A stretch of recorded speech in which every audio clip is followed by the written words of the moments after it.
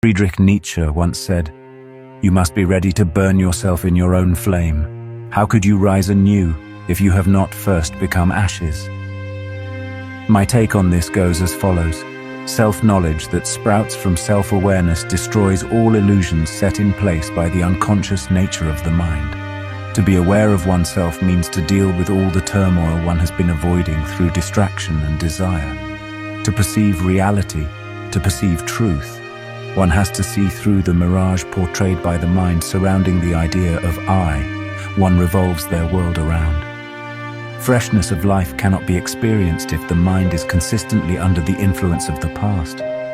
The past has to be resolved through attention, awareness and love, an openness that allows and accepts what has happened in the past as it is.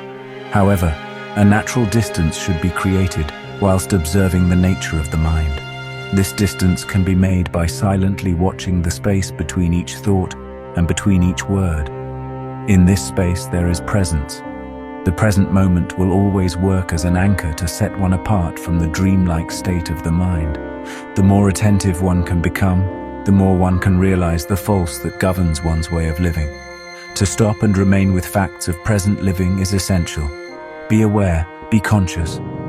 Rumi once said, "Silence is an ocean. Speech is a river. When the ocean is searching for you, don't walk into the river. Listen to the ocean." My take on this goes as follows. With silence comes clarity, peace, and bliss.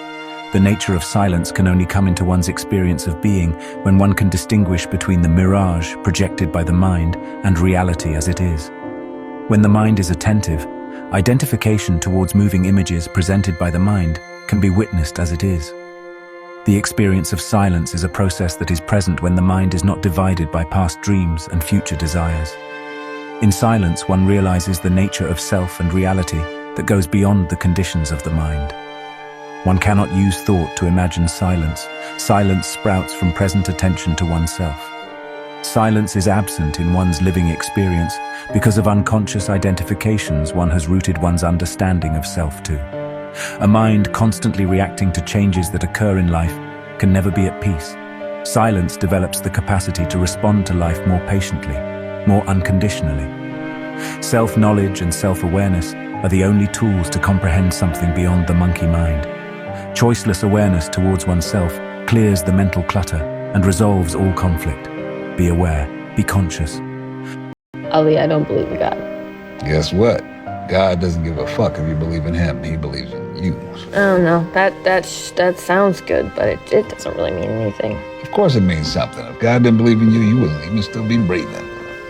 So you're saying the reason my dad died is because God didn't believe in him?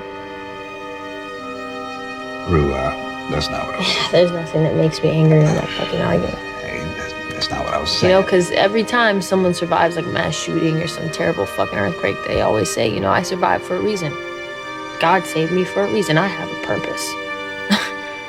And then I think to myself, like, okay, well, what you're saying is that your life is more important than that 6-year-old who died that day, or the newborn who died that day, or anybody fucking else who died that day. Your life has a purpose, right? Well, why does your life have a purpose and my dad's doesn't? Because I could argue that my dad's purpose was to raise me and my sister, to be there for my mom.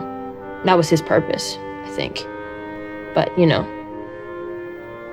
he's dead. He died because he died. That's it. The same stupid reason I came out of the womb with a couple wires crossed. Right?